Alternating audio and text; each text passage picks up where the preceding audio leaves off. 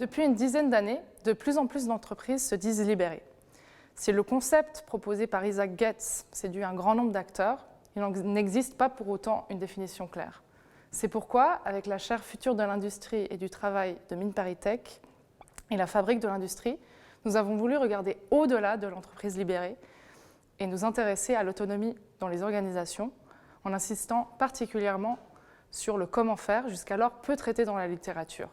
Nous voyons qu'il n'y a pas une bonne manière, une manière unique de donner plus de responsabilité aux salariés d'une entreprise. Chaque organisation, chaque entreprise doit trouver la voie qui lui est propre en fonction des contraintes qu'elle subit, de son histoire, de sa culture, qu'elle ne doit pas hésiter à expérimenter avec ceux qui sont les plus intéressés par plus d'autonomie, quitte ensuite à en tirer des leçons, à piloter à vue et à réorganiser les choses. Comment s'adapter au contexte et à l'histoire spécifique de chaque organisation? Quelles peuvent être les difficultés en cours de route et comment les surmonter?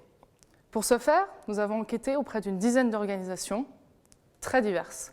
Des administrations publiques, sociétés coopératives, des entreprises petites à moyennes, des divisions de grands groupes comptant entre 60 et 1300 salariés.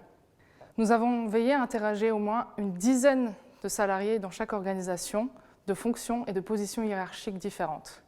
Nous avons ensuite appliqué une même grille d'analyse à chaque organisation pour bien comprendre et comparer le contexte, les étapes, l'étendue, les outils de gestion propres à chaque montée en autonomie. Nous poursuivons le travail, nous regardons notamment ce qui se passe dans des entreprises plus grandes et donc plus complexes, dans des entreprises multiculturelles parce que leur filiale polonaise, brésilienne ou allemande ne met pas forcément en place les choses de la même manière.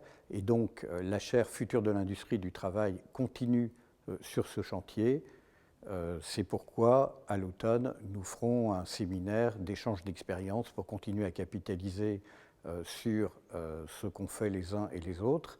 Et nous publierons régulièrement d'autres travaux. Cette note est un premier point d'étape. Nous continuons à alimenter la plateforme disponible en accès libre sur le site de la Fabrique, notamment en nous intéressant à des entreprises de plus grande taille et en invitant des chercheurs externes à publier des études de cas.